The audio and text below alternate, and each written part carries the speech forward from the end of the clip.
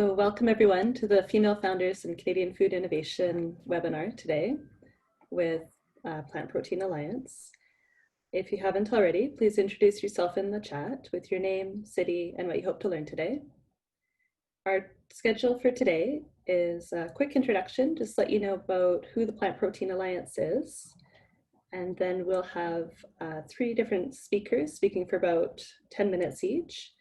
And then a 10-minute Q&A session, a few closing notes, and then we'll have some breakout rooms where you can get into smaller groups and have a chance to speak directly to the speakers and discuss topics that you're interested in. So here's our team. We've got Barb Wilkinson, the Communications Director. We have Chris Glass, he's a marketing specialist. He helps me plan all the webinars. And myself, Shannon Snaden. I'm also a marketing specialist. I joined Plant Protein Alliance in December, right after I finished university, and I've enjoyed it ever since. And here is our speakers. We have Angela, the founder of Prester Foods. She has an amazing story of how she transitioned from oil and gas into the role of plant proteins. As well, we have Laura, the founder of Little Tucker, and you might have seen her products in local grocery stores. As well, we have Hailey, who's the co-founder of Prairie Fava, which is an excellent source of protein, and she'll let you know a little bit more about it later. And actually, each of these founders represents a different province in the prairies. So we have wide representation of all the wonderful small businesses in the prairies, as it is a Small Business Week. A little bit about the Plant Protein Alliance. So Plant Protein Alliance helps connect people across the ecosystem, and we're helping Canada to become a leader in plant-based processing. And why does this matter? It's important because Canada exports a lot of their plant-based ingredients to other countries like United States and China. So we send it out all raw, and then we import it back as a processed product often. So there's a great opportunity for us to do some of this processing in Canada to help support our farmers and create jobs in our local communities. So our mission is all about facilitating the development of this diverse, profitable, and sustainable plant protein and plant ingredient processing industry. And our vision is that we see that there's an opportunity to have highly functioning value chains, state-of-the-art infrastructure, commercialized market-driven products, and be a key economic driver in the Alberta economy. We see that plant proteins are becoming increasingly available and popular across the world. And so there's an opportunity, since we grow these products here, that why not have the next Beyond Meat in Canada. So that's a little bit about Plant Protein Alliance and what we're working towards. As a relatively new nonprofit, we have made quite an impact so far. In 2019, we had 13 different events and workshops with over 2,500 attendees. And we did a member survey to see how we were doing. And our members said that they've been able to connect with others. As well, we had 80% of people said that they highly recommended our events. And as you can see, we now do everything online. And we're still finding that we have sold out attendance on the webinars, which brings me to my next point. I recommend that you get signed up for the monthly newsletters, as you'll find out first when we have our next events. As well, we have some really interesting industry stories so that you can learn about the different innovations that are happening in the plant protein world. For example, we had a story about co-op and how plant proteins are increasing there. We also looked at another engineer who's moved into the plant protein world. And we looked at the world of research chefs and how they design new products for companies. That was very interesting. I recommend you go and check it out. All the archive versions are on PPAA.ca, which is also where you can go sign up for the newsletter. And as a nonprofit, we do depend on our memberships to keep doing great events and keep building this ecosystem. So we do have a special promotion to encourage people to sign up. And if you sign up, you'll get an extra 3 months on the purchase of an annual membership. Just before we start, I'd like to also acknowledge that we have the Plant Protein Alliance CEO, Dan, here, as well as the strategic advisor, Dennis, and board chair, Allison, who will be able to answer any questions you have in the breakout rooms later. And without any delay, we will start with Angela from Prester Foods. So Angela, you can go ahead and share your screen now. So good afternoon, everyone. My name is Angela Oladewura. Can you hear me? Yes, we can. Okay. Thanks, Angela. Okay. So first, I'd like to thank Plant Protein Alliance for providing me with this opportunity to participate in this webinar today. So in this presentation, I will talk about Prairie as a company, how to transition from oil and gas engineering to alternative industry. I'll also talk about identify barriers and possible solutions in changing career or starting your own business. And I will finish with a concluding slide. So Prairie was established in 2017, a specialty food company. We have created a patent pending product line by combining the following elements: my personal experience of gestational diabetes and family predisposition to the disease, also my experience in compositional simulation and extrusion technology as a chemical engineer and petroleum engineer. Also, the director of the company, Dr. Dillis Oladewura's experience in nutrition and metabolic diseases has also helped us during this process. Also, we have collaborated with renowned food scientists and developers, as well as we've received support from the Ministry of Agriculture through the Saskatchewan Agri-Value Initiative and Product to Market. Also, we received funding from the Industrial Research Assistance Program from the National Research Council, Government of Canada. To get to know a bit more about us, kindly visit our website at www.vegscrumptious.org. So as we all know, the world is facing unprecedented time with COVID-19. There's also been sustained low oil price, as well as there's been a reduction in oil demand. Consequently, we've seen significant job losses across a number of industries, in particular oil and gas. So today, I hope that my story will encourage someone out there on how to implement a transition from either changing a career or starting your own business. The pictures on the screen actually shows we're taking 10 years apart. On the left, I was on the North Sea carrying out production logging tool operation. And on the right, I'm standing by an extruder creating our alternative veggie rice product.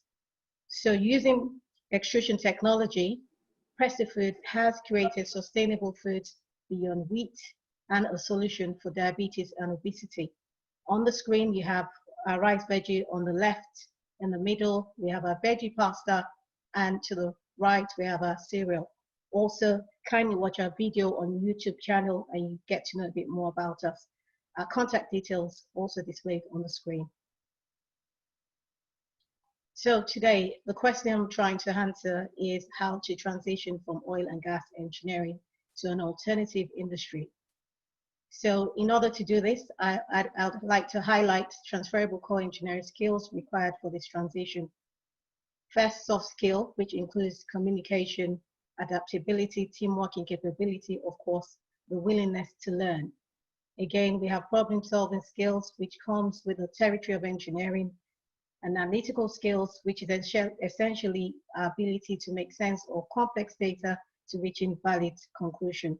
Again, technical skills, in my case, extrusion technology, process design principle, which includes conceptual design, pilots, plans, scale-up operation, fabrication, commissioning, etc. Again, of course, project management skills, financial modeling and forecasting, which is essential for business projection, and again, computer programming, coding capability, and simulation.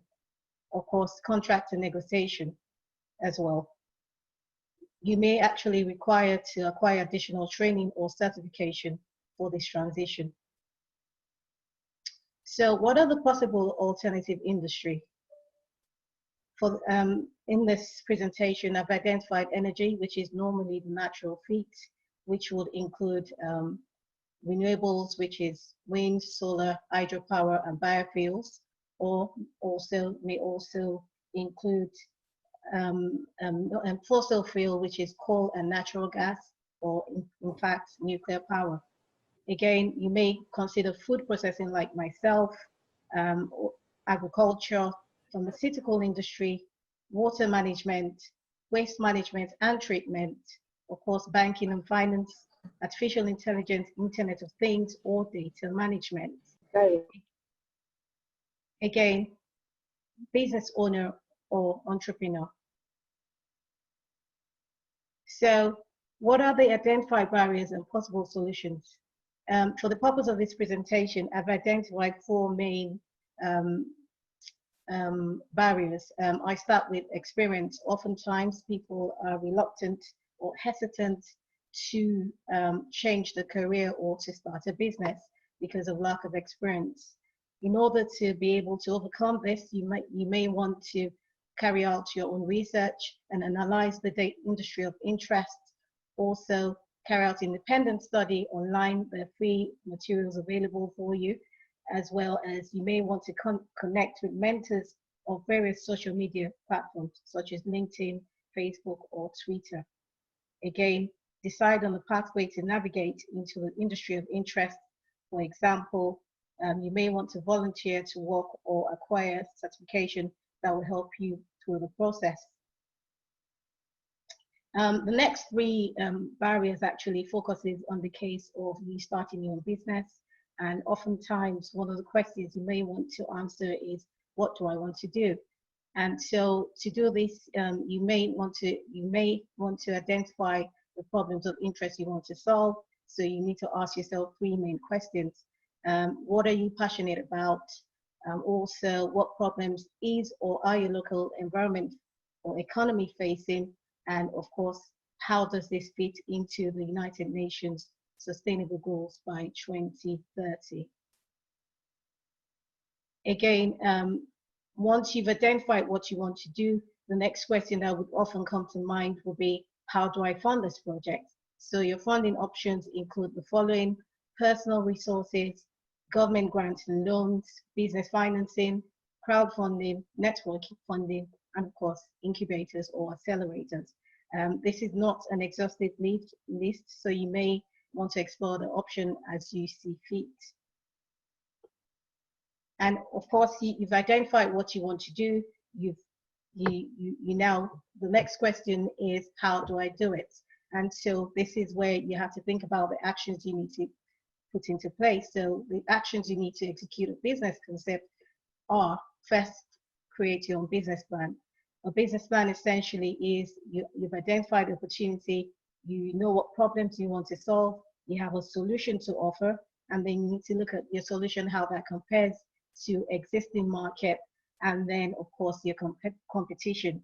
And then you need to ask yourself the question, why would my brand be the brand of choice? And then once you've done that, then you need your long-term and short-term forecast. And then that in itself is your business plan. Of course, there are organizations out there that may help you to actually put your business plan into place, and that might be something you may want to consider if you have difficulties doing this. Also, establish connection with stakeholders and keep partnerships as required. And finally, you need to put in the hours and stay committed to the vision. As we all know, no pain, no gain. During the course of the journey, you may get tired, you may get frustrated, but the passion will keep your drive going, and hopefully you will see the realization of your dream come true. And so in conclusion, I would say evaluate your skills for the desired industry or the identified problems you want to solve as an entrepreneur. Also, acquire additional skills if necessary or form strategic partnerships. And finally, execute the career change or professional change or business plan as decided. And I'd like to conclude by saying, just start, just do it. Thank you for your time today. Wonderful. Thank you very much, Angela. That was excellent. So I'll stop your sharing. And then next up is Hailey, if you'd like to share your screen.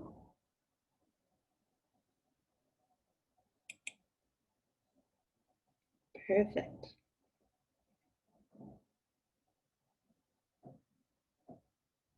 Can you hear me? I can hear you. Okay, perfect. Hi, everyone.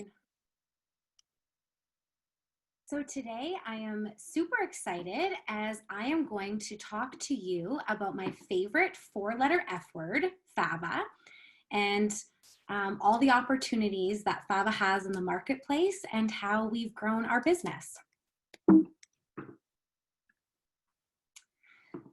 So our story, all entrepreneurs start with a story or a passion. And so for us, it started 7 years ago when I was living in Guelph, Ontario, working a corporate sales job in medical device sales. My partner, Cale, had an opportunity to join his fifth generation family business and farm in Glenboro, Manitoba. We are both from Manitoba, so the idea of moving home was exciting as we saw huge potential in the agriculture industry. After moving home and back to the farm, Cale saw an opportunity to sell more fava bean seed to farmers. Farmers loved including fava in their crop rotation because it's a great nitrogen fixer, making it super beneficial for the soil health. But they couldn't find a consistent market to sell their fava beans to.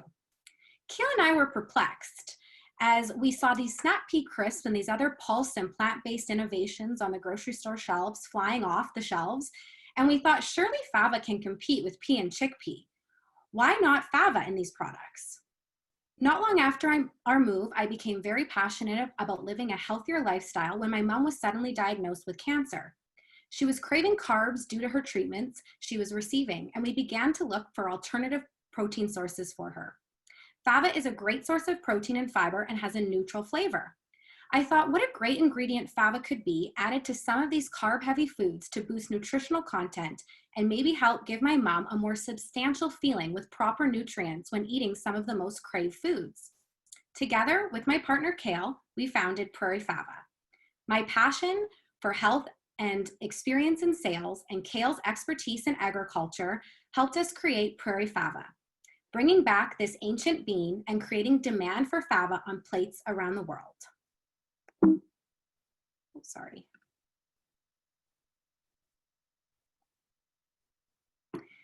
Now, all businesses, you have to identify what's your problem. So what problem are you trying to solve and what is going to be the solution for it?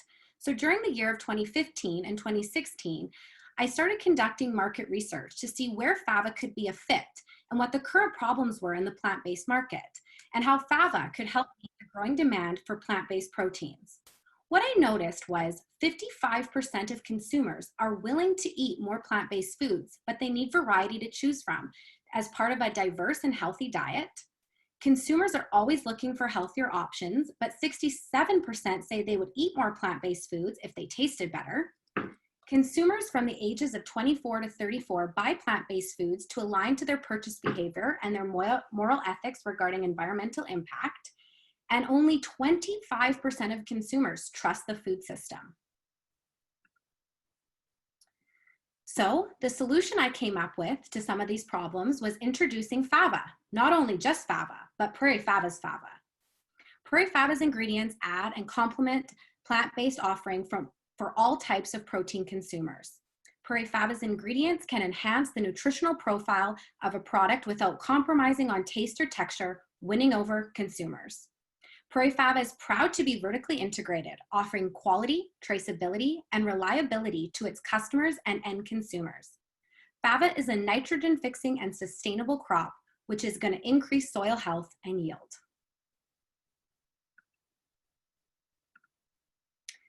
So our company, Prairie Fava, wants to be an industry expert in fava beans, dedicated to growing, processing, and packaging the highest quality fava products for the plant-based market.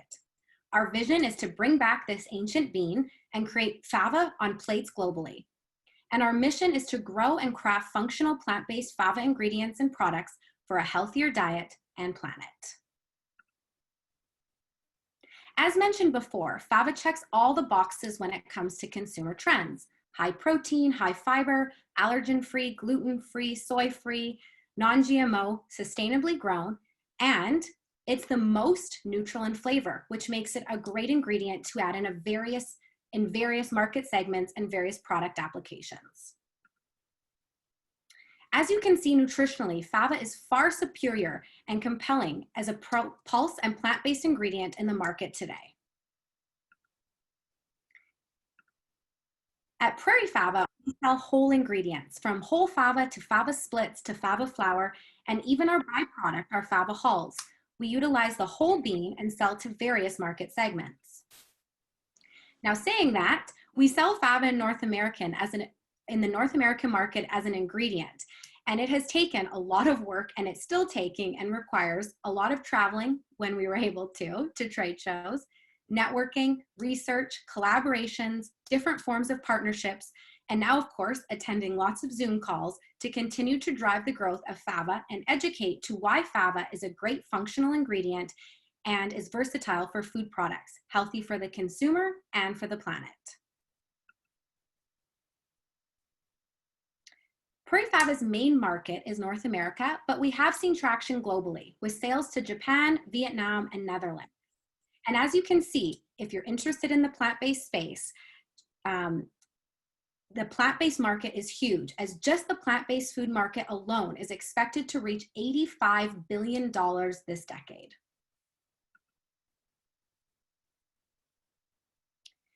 We do export as mentioned, but we are continuing to market Fava as a great ingredient to be used in various food products.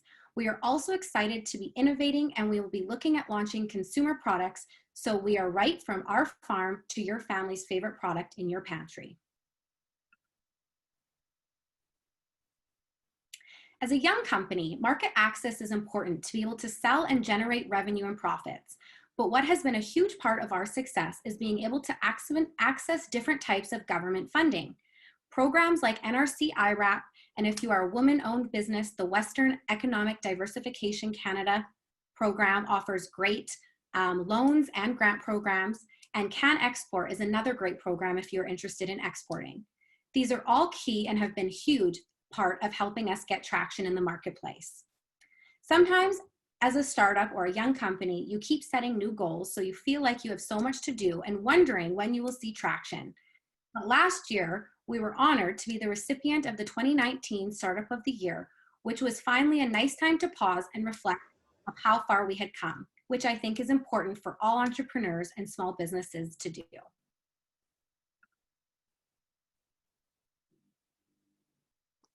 Other strategic partnerships we are very proud of to date is our sister business, Jefferies Seeds. This partnership is so important to us, as this is where we started and operate out of. My husband runs Jefferies Seeds and I run Prairie Fava. We operate out of our family farm and seed business, but we still operate as two separate companies. There are so many synergies between the companies, and we are so grateful on how well the companies complement one another. My partner sells Fava seed to farmers, and Prairie Fava buys it back and processes it. What a great partnership.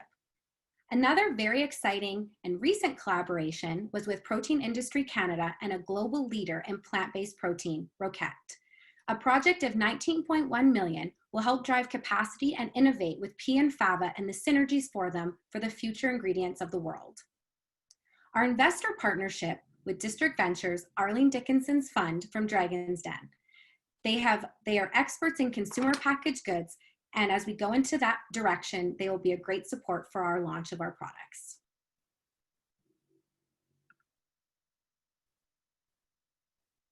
We are so proud to be a vertically integrated company, from Fava seed to contracting farmers to processing. Farmers are very important partners to us. Farmers see Fava as being a part of a healthy crop rotation, as Favas are the highest nitrogen fixing crop, meaning farmers can use less nitrogen fertilizer and improve soil health for future crops.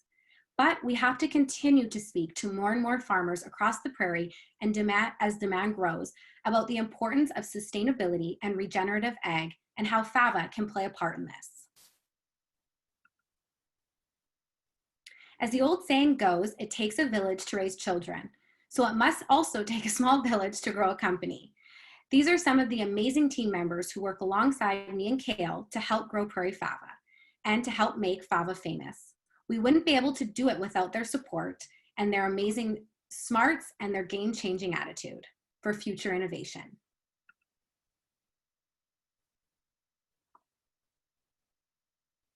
We are so excited for the future of Fava. Unfortunately, my mom, who was our first source of motivation to start Prairie Fava, wasn't able to see Prairie Fava's official launch. She constantly told her doctors during the market research phase in 2015 and 2016, "You watch, she'll make Fava famous one day." That is a line that continues to inspire me. As an entrepreneur, you have so many ups and downs, but we have to keep going to fuel the world with Fava, to grow and craft functional plant-based Fava ingredients for a healthier diet and planet. I hope today you're inspired and you want to fuel yourself with more Fava, or just be inspired to jump into the plant-based market space. Thank you all. Perfect. Thank you very much, Hailey. So I'll stop the share and I'll start the share on the next one.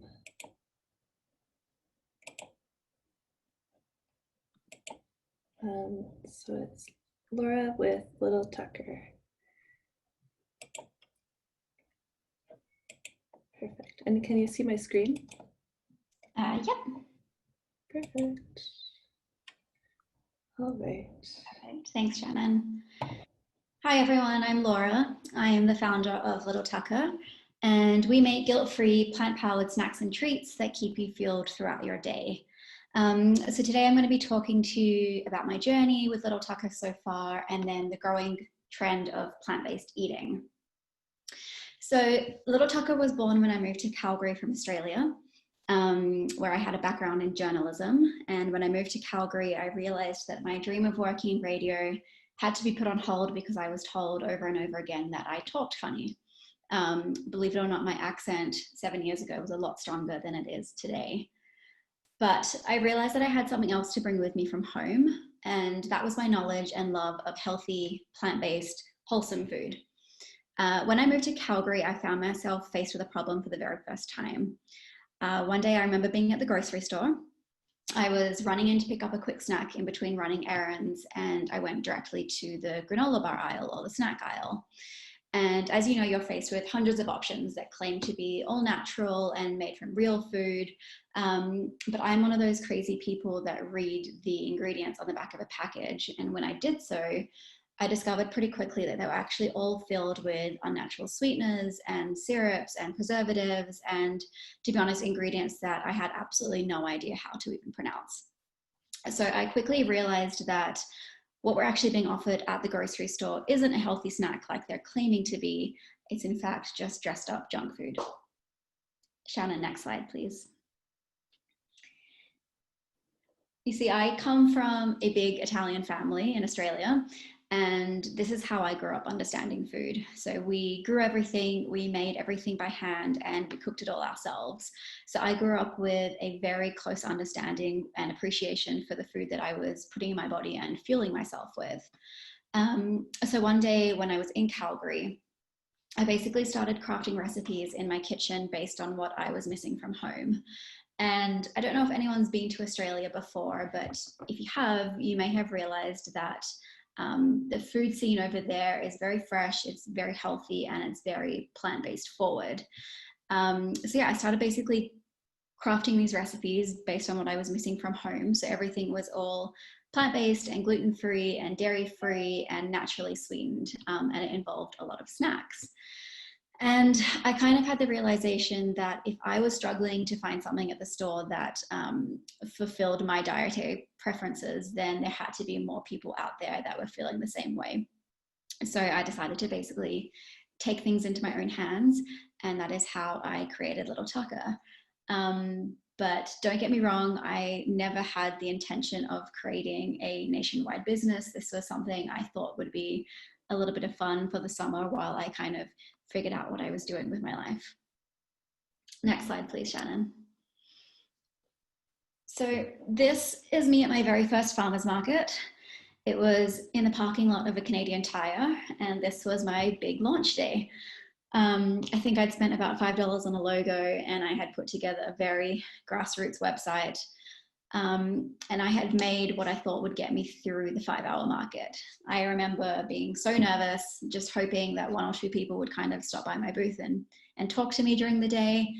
And I sold out in the first 20 minutes. And week after week, I had people coming back to stock up and telling me that they'd been looking for a product like this for so long and there was nothing else like this on the shelves, or they were so happy because they were finally able to eat something that was otherwise unavailable to them. So I realized that I was actually making a difference in the way that people were consuming and changing people's perceptions of what it tastes like to eat a more mindful, plant-based way. So this is where it all began for me. These farmers markets is what kind of fueled my fire. And it's how I became hooked on the determination to change the better for you snack industry to actually make it better for you. Next slide, please, Shannon. I'm going to skip a whole bunch of stuff in the middle. I've been doing this for about 5.5 years now, so there is a lot of ups and downs that I've been through, from hiring and letting go a whole team of people to move my production to BC, to getting investment from Arlene Dickinson like Hailey did, and a whole bunch of highs and lows in the middle. But I just want to give you a tiny snapshot of how things look today. So today, Little Tucker is a national brand. So we are sold coast to coast in Canada at about 1,200 retailers, lots and lots of independents, but also a lot of the main chain grocery stores like Whole Foods and Sobeys Safeway, Save On Foods, Co-op. We have 5 different flavors. So we basically have like 2 different lines of products. We have our energy bowls, which is like our everyday functional snacking. And then the product that's on the very right is our more kind of indulgent treat. So that is our Snickeroo Bite, and it's basically a healthy take on a Snickers candy bar. It's definitely our highest selling product. But basically everything that we make is all filled with, they're really high in plant protein, healthy fats, fiber, and exotic superfoods to keep you satisfied and fueled all day long. Next slide, please, Shannon. So I just want to focus for a second on one of the biggest reasons that I started Little Tucker, which I mentioned to you earlier. So I just want to flash back to me being in the grocery store, in the granola bar aisle, reading all the labels like a crazy person. I just couldn't understand why there wasn't a brand out there at that time that was creating a product that was made from real food and real ingredients and finding a way to make it shelf stable. So from the very beginning, that's been one of my main focuses, to use pronounceable, recognizable, whole ingredients. So on the left, I have the ingredients that's in one of our products, our salted caramel energy bowls. And on the right is one of the most well-known healthy snack bars that's sold in Canada. So I'm sure that everyone has either heard or had a Cliff Bar before. So our Cliff Bar is one of our competitors on the shelf, and they use ingredients like the ones listed. And you know, you can already recognize that it's a really long ingredient deck. A lot of the ingredients aren't natural or aren't recognizable as kind of like everyday ingredients. And they market themselves as being good for you. So Little Tucker's philosophy is that if you can't pronounce it, you won't find it in our products. And luckily, the market has changed quite a lot in the last 5 years, and there now are multiple brands out there who carry this same philosophy and have created snacks that are so minimal that their ingredient list only consists of 1 or 2 ingredients. That I think is fantastic, and it's definitely a move in the right direction. However, I wanted to kind of take this philosophy of having a really, really simple ingredient deck and going a step further. Which is why I added superfoods into the ingredient deck that aren't really being used or weren't really being used 5 years ago in the mainstream market, to make a snack that's a little bit more substantial for you. So the superfoods that I use that you can see kind of listed on the left are predominantly focused on to benefit females. So there's ingredients such as maca powder. So that one there is a root that's grown in Peru, and it basically helps balance out hormones and increase fertility in females So as I said, not only are you getting something that tastes great, but it also benefits your mind and body too, and gives you a snack that's more functional. Next slide, please, Shannon. However, pronounceable ingredients wasn't the only consumer trend I was pushing when it came to the creation of my products. So the biggest consumer trend was actually plant-based eating.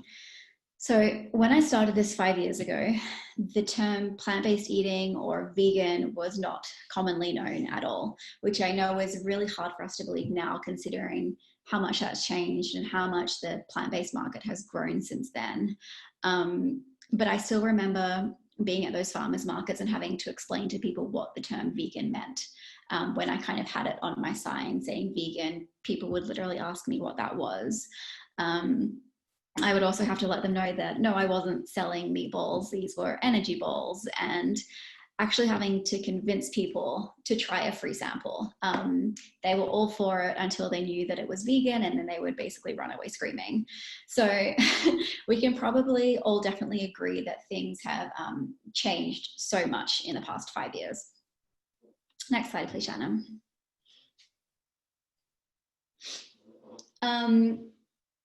And as much as things have changed, I will say that there is definitely still some gaps in both awareness of plant-based ingredients, as well as the perception about things like their ability, expected taste, texture, satisfaction. But in saying that, as I said, there has still been a huge increase in the amount of people that are at least receptive or open to the idea of incorporating some more plant-based ingredients into their diet.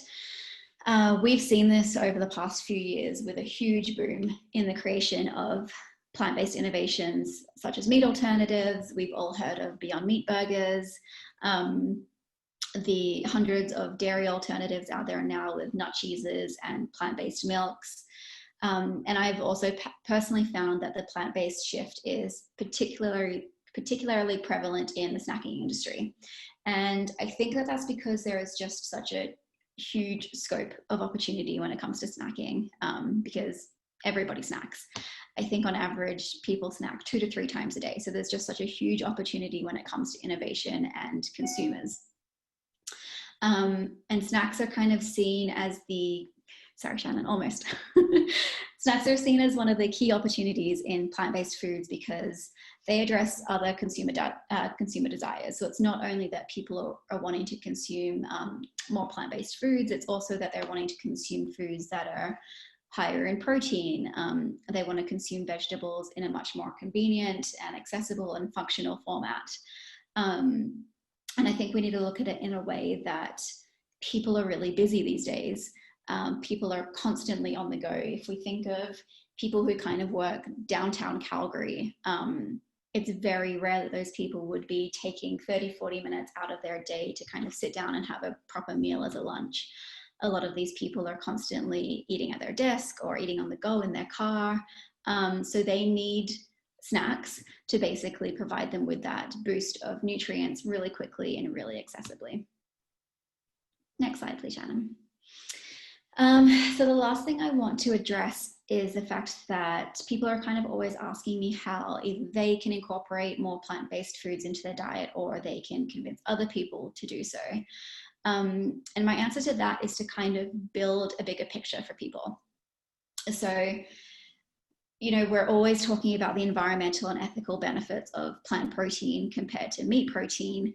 And we do that already, but that will, I think, become increasingly important.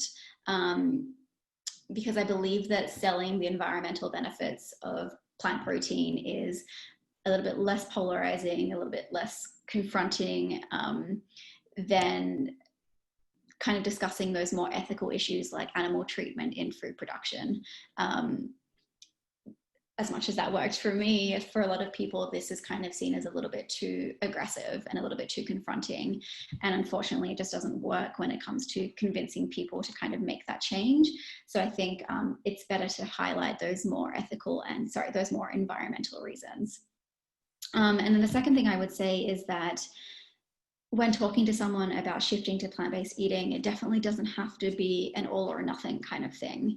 I think we need to lead consumers towards compromising and reducing their animal protein intake with foods and snacks and beverages or whatever it might be that provide them with those plant-based proteins.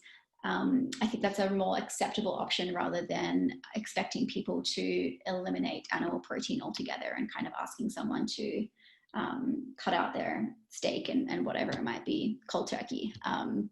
It's a very unattainable thing, although it is doable. It's very unattainable for people to just kind of become plant-based or vegan overnight. For me, example, I wanted to do it for 2 to 3 years before I actually made that step. It was kind of a very long transition period. And as I said, the expectation of having people do that overnight is a very unattainable thing. Next slide, please, Shannon.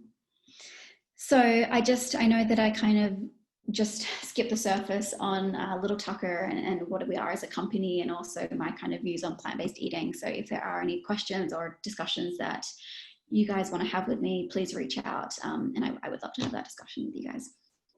Thank you. Wonderful. Thank you very much, Laura. Okay, I'll just change the slides. That was perfect. So as you can see, we asked each of the 3 founders to speak about a different perspective.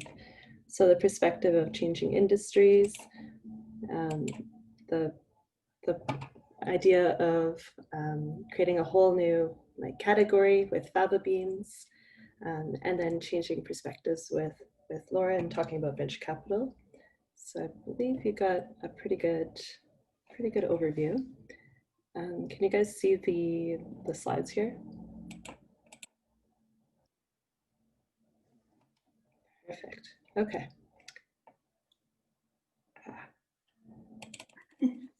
1 second, please.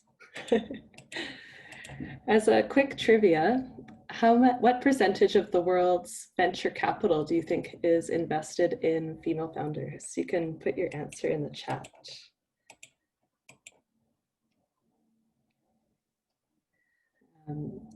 So perfect. Got a couple suggestions in there. So it's less than 3% of the world's venture capital is invested in female founders, and less than 1% is invested in females of color. So it's definitely room for improvement in that area. So I wanted to highlight some initial funding that companies can apply for. So if you were inspired by your speakers today, as I was, with their fantastic presentations, you might be interested in this awesome program, which was announced today. They're offering funding for different areas such as labor and technical costs, digital marketing, capacity, training and registration programs. So very good opportunities there. The qualifications are that your company needs to be at least 50% owned by women. You need to be in the food or ingredient industry. As well, you'll need to sign up for their program. And you can get some more information at beawesome.ca. And before I start the Q&A, which will be led by Barb, I'll just let you know about our next webinars, which are Plant Protein 101, Fractionation 101, and Financing 101, as well. We'll have our Plant Protein Alliance AGM coming up in November. We'll send out a post-event survey after this. You can find out some more information about the speakers' companies and where to find their products on the websites listed here: littletucker.ca, vegscrumptious.org, and prairiefava.com. As well, the recording will be on PPAA.ca. And Barb, if you can now lead the question period. Okay, thank you very much. Your presentations were really interesting and very different, so I appreciate that. So yeah, if you have any questions, just type them into the chat box and I'll read them out so that they show up on the recording for everybody, and we'll just go from there. So no questions for any of the 3 presenters. very shy group today.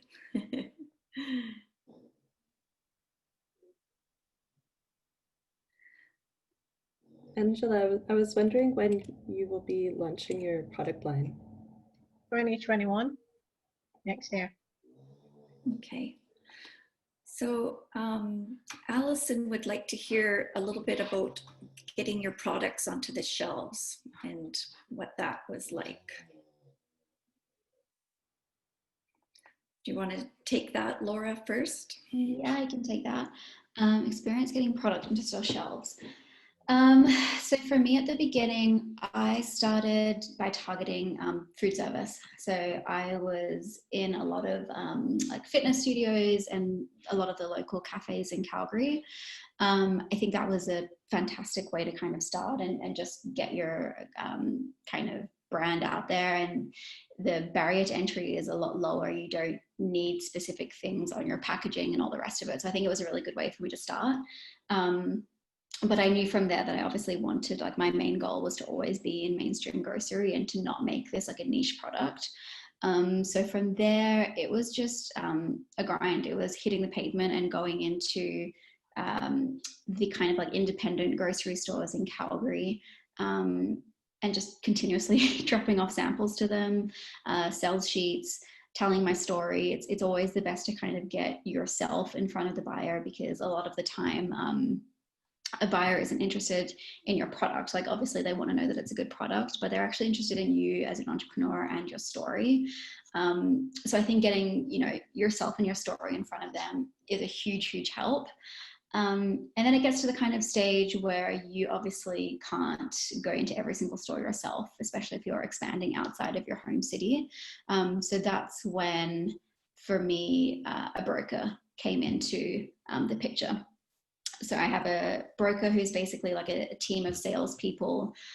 There's a representative in every city, and their job is to basically go in and pitch my product for me to the buyer, drop off samples and all the rest of it. So it does get to a point where, as much as you do still have that relationship with stores, yeah, you do start needing some people to give you a little bit of a hand with that.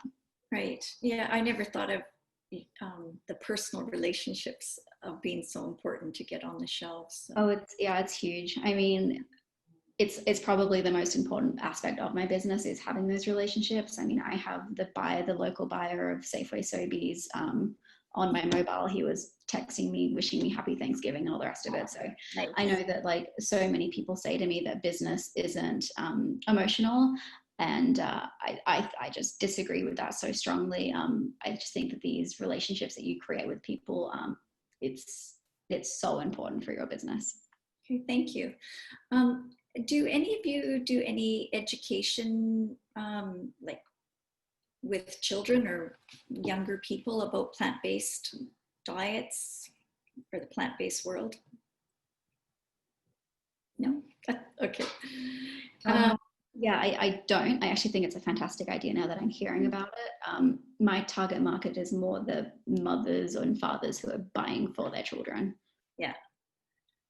Okay. I also agree with Laura, Barb, that not only plant-based for children, but I think organizations that are teaching children about agriculture and Canadian agro-processing is also super important. So I think there's Ag in the Classroom, and I think if Ag in the Classroom could incorporate more plant-based and what Canada's doing as an industry in the plant-based market, I think programs like that are very important. Yeah, I agree, Hailey. That's a good idea. And Deborah would like to know if funding was your greatest challenge. Do you want to, who would like to start first? Angela, do you want to start first? Well, depending on the your level or the stage of your, I suppose, project. So at the onset, funding is not necessarily an issue, because you have a lot of grants available from the government of Canada, for instance. You've got IRAP, you've got Savvy, product to market. So at the initial stage, not quite. But then as you go deep into it and you're about to launch your product to market, then funding might become an issue, because you need bigger, large sums of money to actually bring your product to the shelf, especially if you're going to the large grocery stores. So not quite. So depending on the stage of project. Right. And Hailey? Yeah, there's so many great resources and government programs, and there's great supportive accelerator programs like District Ventures now in Canada. But I think part of the challenge is navigating all of these amazing resources and opportunities and funding advantages, and which ones make sense for your business and which ones, should you invest your time and energy into applying for, and which ones maybe you shouldn't. I think it's more the navigation of finding the right funding programs and the right funding partners for your business that can be challenging. Okay. And Laura, did you want to add to that, or? Yeah, I've had, I'm found that I haven't actually been, I haven't been able to use a lot of the funding available. I think that's mostly because I'm not really considered like an agricultural business, and a lot of the funding that's available is for agriculture companies. So yeah, I'm actually not, like Hailey was kind of mentioning a few of them before, but I haven't been able to take advantage of quite a few of those, unfortunately. But there are a lot out there, and there are a lot out there for women-led companies as well. Right. So yeah, that navigation or finding out what's out there does seem to be a bit of a hurdle. So, and Laura, again, how do you stay competitive with all the new products coming out that are similar to yours? I'll start by saying that you have to be comfortable knowing that you will have competitors.